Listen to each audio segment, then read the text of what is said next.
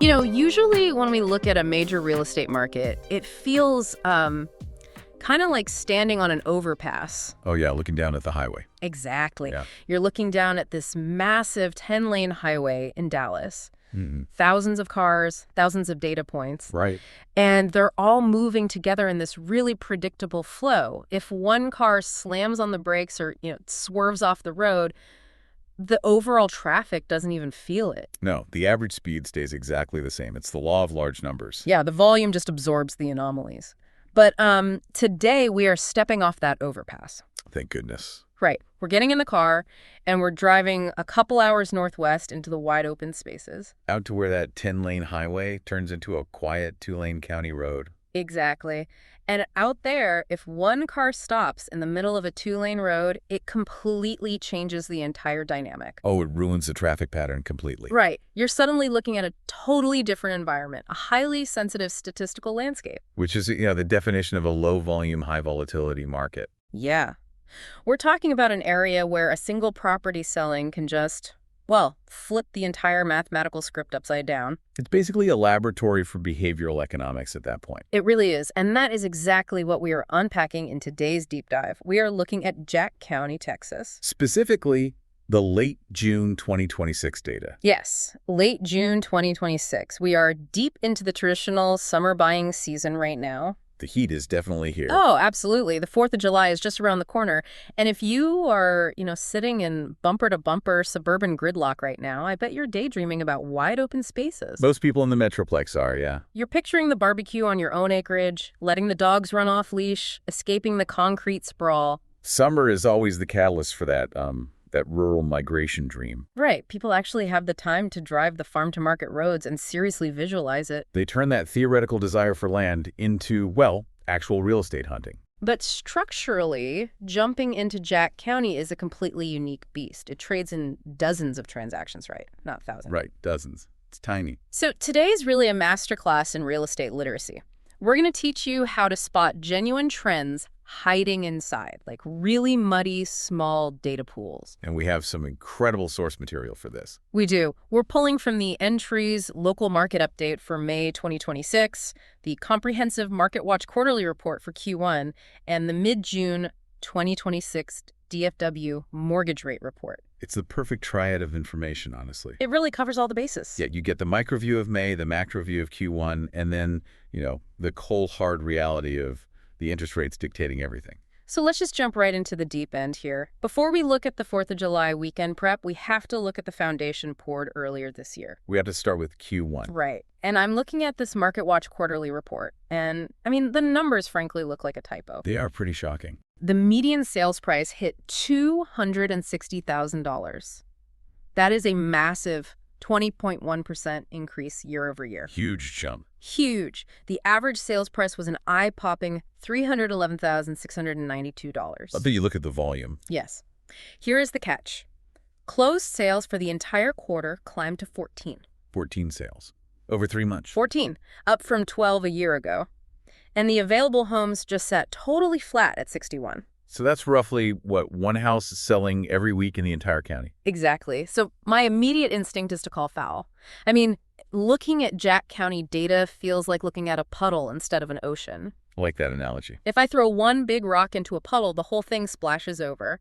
Are these 14 sales just one big rock? That's the question everyone asks. Because a 20% price jump on a dozen transactions doesn't feel real. It feels like, 2 guys from Dallas bought expensive horse properties in February and ruined the math. And that's the exact trap that casual investors fall into out there. Right, they just dismiss it as noise. Exactly, they dismiss it as statistical noise. But what you have to understand here is the underlying mechanism of scarcity. Okay, break that down for me. Well, yes, 14 sales is a microscopic number compared to Dallas County, which had over 4,000 closed sales in Q1. Right, an ocean compared to a puddle. But the laws of behavioral economics do not care about the size of the body of water. Scarcity is scarcity. Precisely. Let's look at the mechanics. You had a measurable increase in buyer activity going from 12 sales to 14. More humans entered the market. Right, more humans. But the pool of available homes stayed rigidly flat at 61.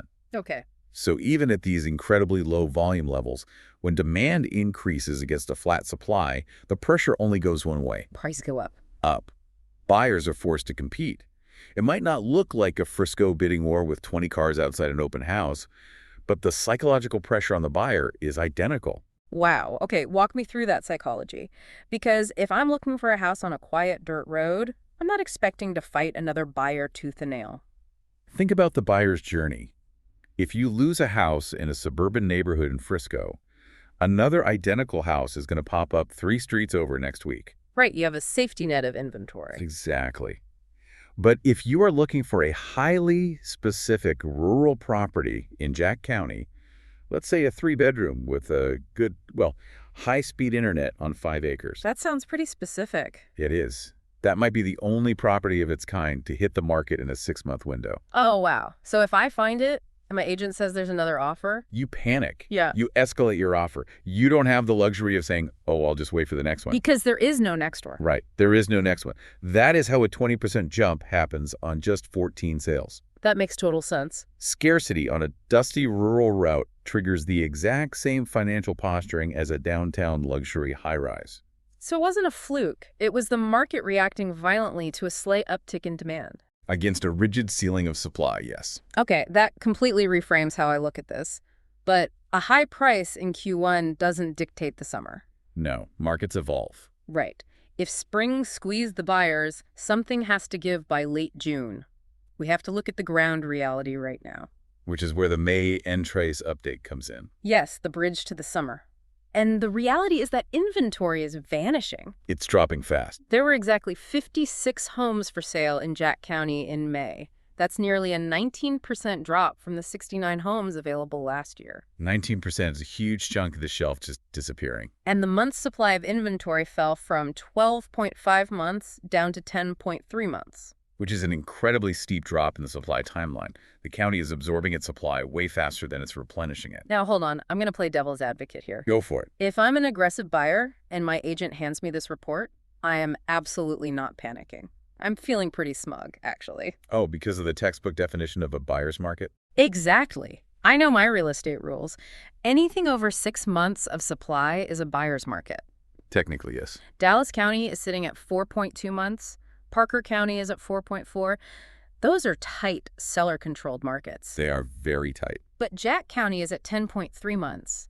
That tells me there is nearly a year's worth of inventory sitting empty. Why are we calling this a supply squeeze? Because applying a generalized national textbook definition to a hyper-rural market is a phenomenal way to lose a negotiation. Really? But 10 months is 10 months? You have to look at the directional momentum, not just the static number. It's an illusion of choice. What do you mean, illusion of choice? Well, you're assuming those 56 available homes represent a homogeneous block of inventory. Like subdivisions in the suburbs. Exactly. In a suburban market with 10 months of supply, you really do have dozens of comparable homes to pick from. Right. But out of those 56 homes in Jack County, how many are actually what a typical buyer wants? Let's break that down. What is the actual composition of that 56? Okay, so maybe 10 of those are just raw land with dilapidated manufactured homes that won't qualify for financing. Okay, strike 10. Another 15 might be historical homes in town that need massive cash-heavy renovations. Not what I'm looking for. Right. Then maybe 10 multi-million-dollar luxury recreational ranches with high-fenced hunting. Way out of my budget. So what's left? When a buyer applies their specific criteria, like a move-in ready mid-priced home on a couple of acres, those 56 homes rapidly dwindle. Wow. So my actual viable supply might be closer to 3 or 4 houses? Your real supply might be measured in weeks, not 10.3 months. It completely changes the picture. The shelf looks stocked from a distance, but the specific items people actually want are emptying out. And that 18% year-over-year reduction means the era of lazy weekend browsing in Jack County is over. So if I'm selling right now, the backdrop is surprisingly supportive. My actual competition is declining. Very supportive, yes. But if I'm buying, I cannot let that double-digit supply metric make me complacent. You absolutely cannot. I can't look at a house over the 4th of July weekend and say, let's just make an offer in September. Because if you wait until September, someone else who actually understands the microscopic reality of the inventory is going to pull the trigger in August. That tension is fascinating. The supply is tightening, but buyers are misreading their leverage. It creates a real standoff. And a standoff can't last forever. Something has to give. When we look at the May data, we see exactly where the rubber meets the road. The sheer amount of time properties are sitting dead in the water. Yes, the days on market. This leads to what might be the single most head-scratching statistic in this entire stack. Oh, the Dom roller coaster. It completely breaks people's brains when they first see it. Seriously. In May 2026, the average days on market for Jack County was 107 days. Ouch. But wait, last May, the average was 9 days. 9 days. From 9 days to 107 days. That is an almost incomprehensible increase of nearly 1,100%. It sounds like a catastrophe. If you're a casual observer, you assume the local economy just collapsed. A market doesn't spontaneously slow down by 1,100% without a catastrophic external event. No, it doesn't. So what is the ghost in the machine here? How do we explain 107 days against 9 days? You explain it by questioning the denominator. Okay, what does that mean? We're conditioned by media to react to percentage headlines, right? Market slows by 1,100%. It causes instant panic. But you have to look at the raw components in a low-volume market. We are back to the puddle analogy. Okay, let's deconstruct the puddle. Let's take that 9-day figure from May 2025. In a month where only 3 or 4 properties close, a single lightning-fast transaction dictates the reality for the whole county. Give me a scenario. Imagine a local landowner passes away, the heirs list a prime 20-acre parcel slightly below market value, and a neighboring rancher swoops in with a cash offer on day 1. Basically a 0-day transaction. Yes. And if the other 2 homes that sell that month close in a normal 13 to 20 days, that single 1-day cash sale drags the entire average down to 9 days. Wow, so it's a complete statistical illusion. It's a total fluke caused by a microscopic sample size. It's like calculating the average net worth in a coffee shop, and Elon Musk walks in to order an espresso. That's a perfect way to put it. Suddenly the average customer is a billionaire. It ruins the math. Exactly. And conversely, we have to apply that exact same logic to the 107 days we're seeing this May. Are all the houses taking 3.5 months to sell? Highly unlikely. Yeah. It's almost guaranteed that the 107-day average is being artificially dragged upward by 1 or 2 incredibly stubborn properties. Oh, I know exactly what you mean. We all know that one seller. Everyone knows him. The guy who listed his 1980s double wide for $500,000 because the sunset views have sentimental value. And he absolutely refuses to drop the price by a single penny. Right. He lets it sit on the market for 280 days, just rotting on the MLS. And then he finally caves, drops the price to reality, and it happens to close in May. And his stubbornness single-handedly inflates the average for everyone else. He makes the entire county look sluggish. So if I'm a seller looking at this May report, I shouldn't panic. I shouldn't start slashing my price because of this one scary metric. You absolutely shouldn't panic, but you can't ignore it either. There is a real signal hidden beneath that noise. How do we find the truth then? We have to pull the lens back. Stop looking at the monthly anomaly and look at the year-to-date figure. The YTD gives us the actual gravity. Right. The year-to-date average days on market for the first 5 months of 2026 is 79 days. Okay, 79 days feels profoundly different than 107. It's up from 67 days over the exact same period last year. So it's a real, measurable slowdown, but it's an evolution, not a total collapse. It's reality, because that 79-day average is built on 22 closed sales so far this year. 22 is still small, but... It's enough to smooth out the anomalies. It dilutes the 1-day cash sale and the 280-day stubborn listing. It gives us the actual beating pulse of the market. Okay, let's talk about the logistics of that 79-day reality, because that requires a massive mental shift for a seller used to suburban timelines. It really does. It's a shock to the system. If I'm selling in the Dallas suburbs, I expect it to go under contract in a weekend and close in 30 days. Easy. But if I list in Jack County this summer, I have to plan my life around a 2.5-month window. It alters everything. It alters your bridge loan logistics. Oh, right. If you're buying in Fort Worth contingent on selling your Jack County property, your lender needs to know this asset takes 79 days to liquidate. And think about the physical exhaustion. Keeping a rural property showing ready for almost 3 months. Keeping the brush cleared, fences mended, house spotless. Managing the dogs every time an agent wants to show the property. Doing that for 79 straight days is a marathon. It's brutal, which opens up an entirely new can of worms. The pricing paradox. Yes, the pricing paradox. Because if I am physically and financially exhausted waiting 79 days, what is actually happening to my home's value during that waiting period?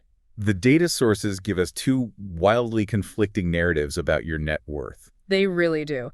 The monthly versus the YTD strikes again, but this time it hits the wallet directly. Let's look at the numbers. They're baffling. Okay, May 2026 median sales price was $227,500. Which is up 9.4% year over year. Right. So if I just look at May, I am thrilled, nearly a 10% gain. But then I flip the page to the year-to-date median price. And what does it say? The YTD median is $250,000. Now, 250 sounds higher than 227. It does, but it's actually down 16.7% from the $300,000 median we saw in the first 5 months of last year. It is a perfect statistical contradiction. The month is up 10%, but the year is down nearly 17%. Exactly. So if I'm sitting on my porch in Jack County right now, drinking iced tea and looking at these reports, am I celebrating a 10% gain? Or mourning a massive 17% loss? Which number dictates reality? Yeah, which one do I trust? You have to trust the gravity of the larger data set. You trust the YTD. Why? The month of May was strong in isolation. Whoever sold their house in May had a very good month compared to the previous May. But that strong May sits inside a much softer overall 2026. This is the nested data concept. Exactly. Imagine an unseasonably warm 75-degree day in the middle of February. It feels amazing. It does. But it doesn't mean winter is over. It's a warm day nested inside a cold season. I see. The YTD figure of 250,000 is the cold season. It's the most reliable anchor. Prices are legitimately down nearly 17% from the heights of early 2025. But I don't want to just report a 17% drop in a vacuum because it sounds like a crash. We have to contextualize that $250,000 median. It's vital to do that. Because even with a 17% haircut, we are talking about a completely different universe of affordability. That context is the only reason Jack County is surviving the broader economic headwinds right now. It's the primary magnet drawing buyers out of the Metroplex. Let's pull the data from that Q1 report. Let's hear it. Dallas County is sitting at a median of $360,000. And Parker County. Parker County sits directly between Fort Worth and Jack County.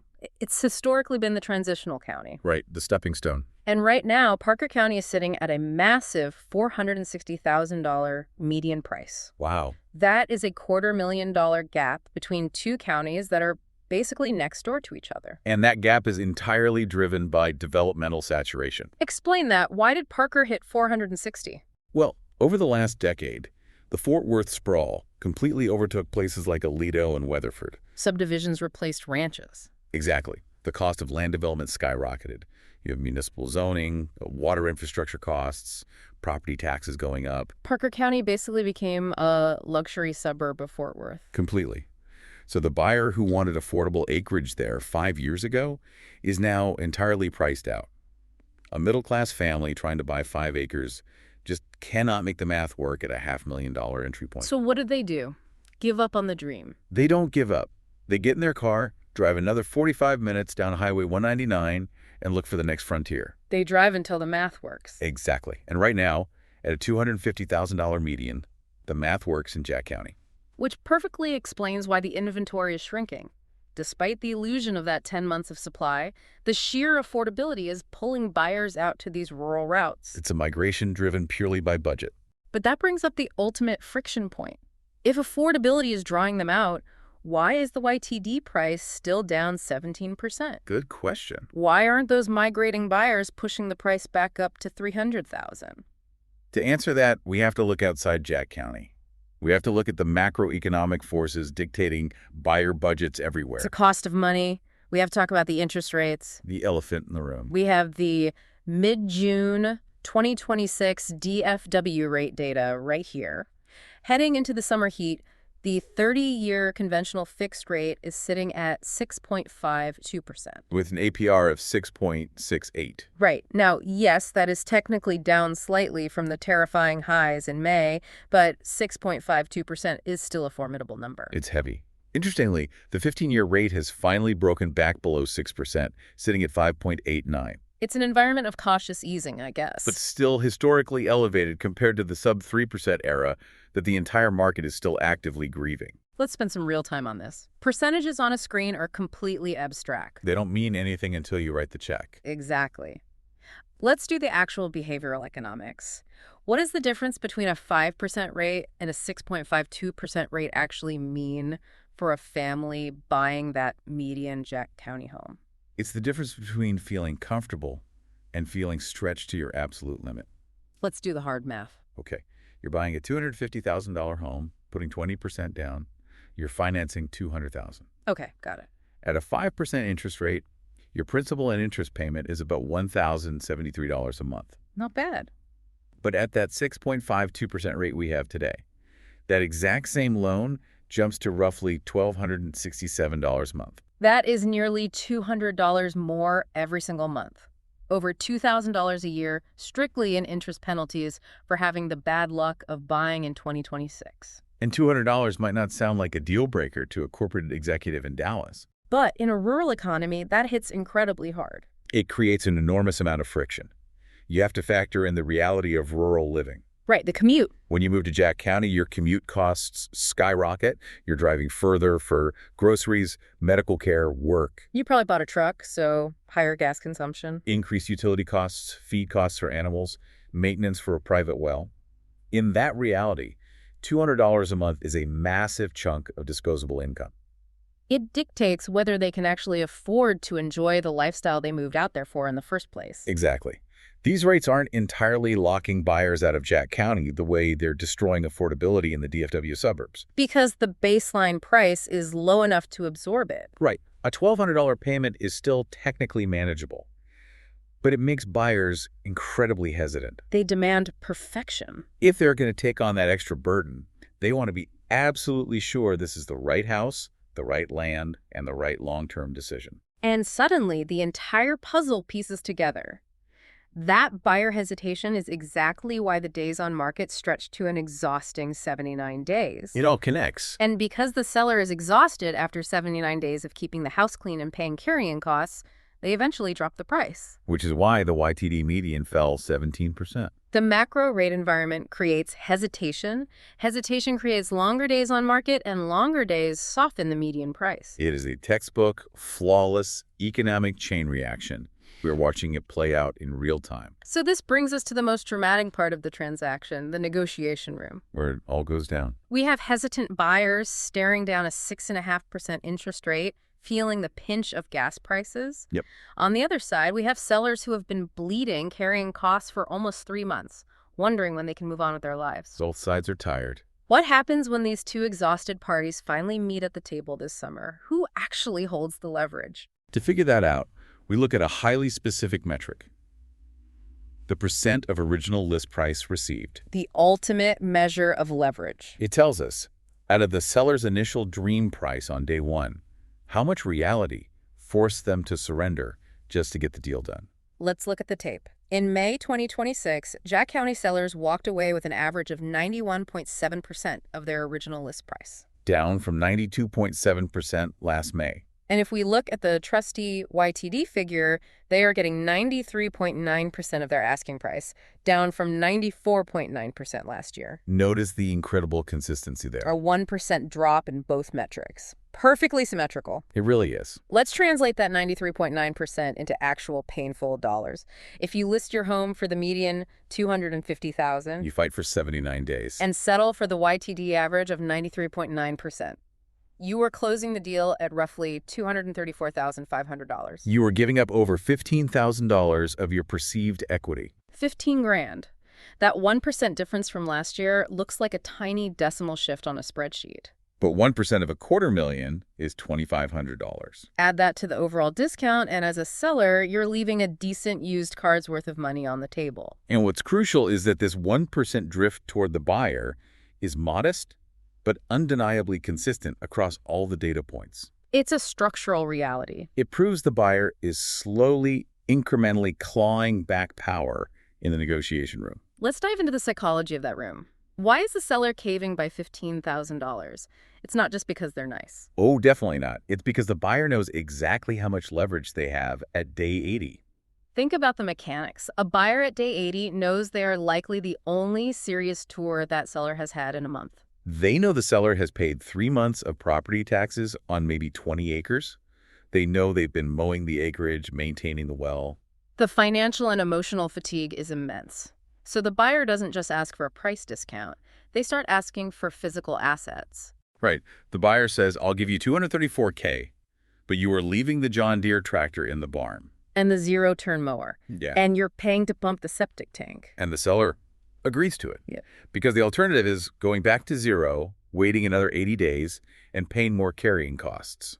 The buyer understands the seller's fatigue and weaponizes it. Which leads to arguably the most important piece of tactical advice for any seller listening to this right now. Oh, please share. The absolute critical danger of developing a stigma on your listing. It's the deadliest mistake in a low-volume market. If you get greedy on day one, if you aggressively overprice, assuming some desperate city dweller is just going to blindly throw money at you, you are digging your own grave. Because in a market with only 56 homes, everybody sees everything. Exactly. Contrast with Dallas. In a dense suburb, if you overprice, 50 people see it on Zillow. Reject it, you drop the price on Wednesday, and a new batch of 50 people see it the next weekend. The buyer pool flows like a river. It washes away the mistake. In Jack County, the buyer pool is a pond. Everyone looking knows your house is for sale. The local agents know it's overpriced. If it sits for 60, 90, 120 days, it develops a massive stigma. The narrative shifts from, wow, look at this great property, to what is structurally wrong with that house. People assume the foundation is cracked, or the well is dry, or the neighbors are a nightmare. And once that stigma attaches, you're doomed. You'll eventually have to slash the price far below market value just to get anyone to take a second look. So the lesson is, price it to the brutal reality of the market on day one. Accept the $250,000 valuation. Because an overpriced $300,000 listing can easily turn into a 200-day nightmare that sells for $215,000. It requires humility, but it saves your equity. Absolutely. Now, this is phenomenal insight, but up to this point, we've been talking about the average Jack County home. No median. Right. We've been throwing around this $250K number. But out in these rural counties, the word average is doing an unbelievable amount of heavy lifting.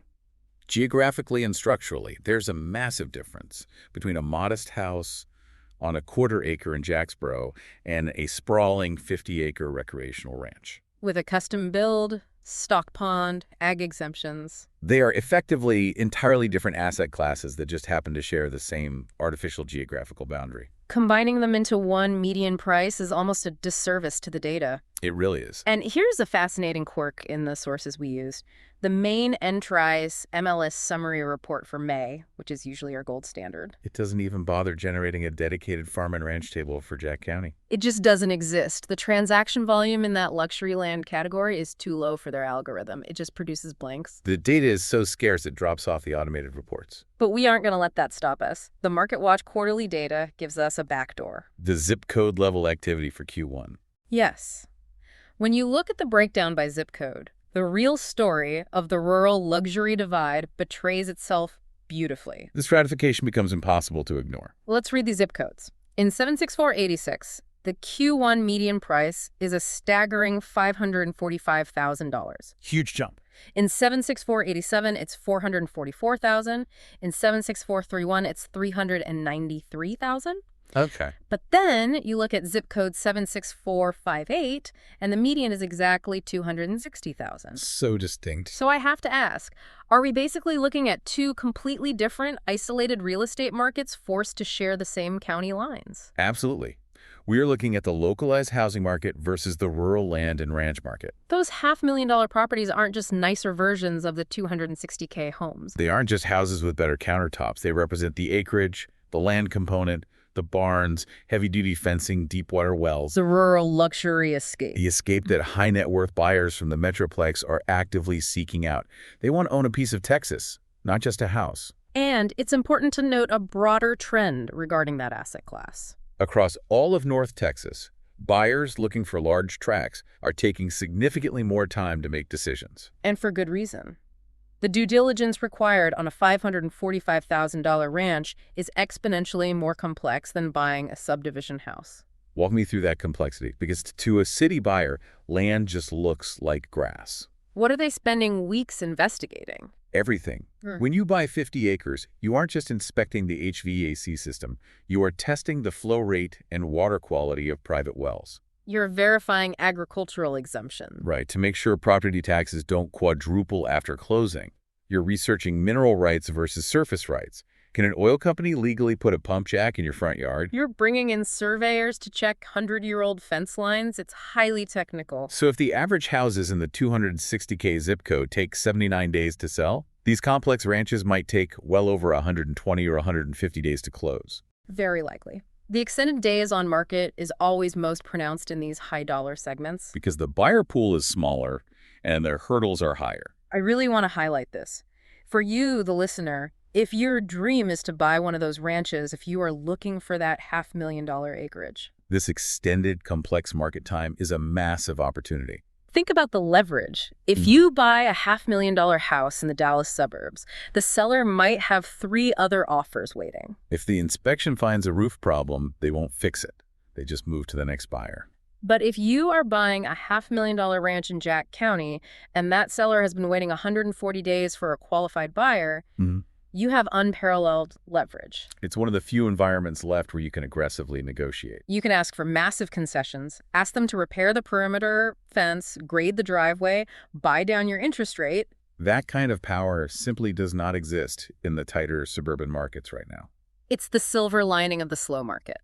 The rural luxury segment is practically begging for strong negotiators. That's exactly. This has been an absolutely phenomenal breakdown. Let's pull all these threads together and synthesize exactly what we've learned today. We covered a lot of ground. We started with the puddle analogy. We saw how just 14 Q1 sales could violently spike the median price by 20% due to scarcity. We saw the May inventory tighten to 56 homes, but realized that the 10.3 months of supply metric is an illusion. We rode the emotional roller coaster of the 107-day versus 79-day average on market. We navigated the pricing paradox of a strong May nested inside a 17% YTD drop. We felt the friction of a 6.52% interest rate, stealing $200 a month from rural budgets. We watched buyers claw back $15,000 in the negotiation room. And we finally uncovered the hidden $545,000 ranches lurking inside the zip code data. So what is the ultimate synthesis here? Yeah, how do we use this? The synthesis is that Jack County requires dual, highly disciplined strategies depending on which side of the table you sit. Okay, start with the sellers. If you are selling, you have to find deep comfort in the fact that your fundamental values have held up remarkably well. Your competition is declining. But the cost for that stability is time.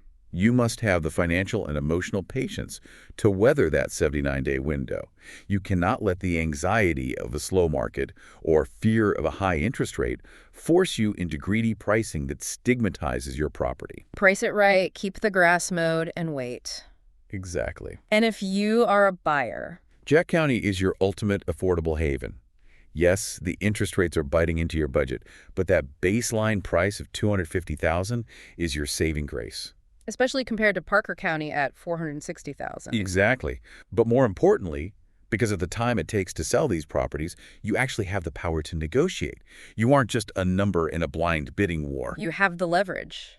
Use it. Understanding how to read this data is incredibly powerful. Weighting that year-to-date average over the panic-inducing monthly headline. Recognizing the drag of small sample sizes. Realizing that a median price is just a mathematical compromise between a teardown and a luxury ranch.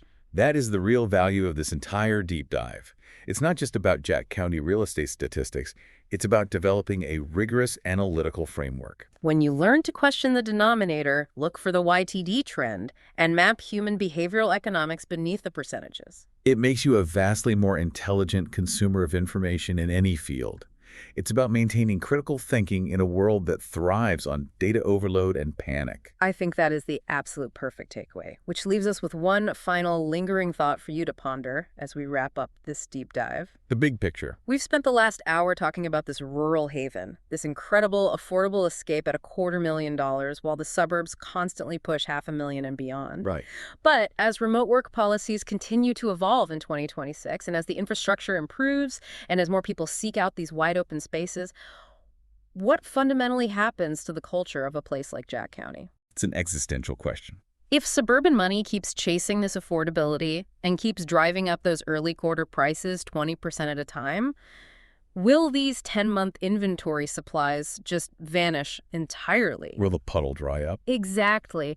Are we simply watching the slow, inevitable, and irreversible process of these wide open spaces turning into just another highly competitive, priced-out extension of the DFW Metroplex? It's a fundamental question of geography, economics, and culture colliding in real time. It really is. It is something to seriously think about the next time you drive past those county line signs on a Saturday afternoon. Thank you for joining us on this deep dive. Keep questioning the data, keep looking past the headlines, and we will see you next time.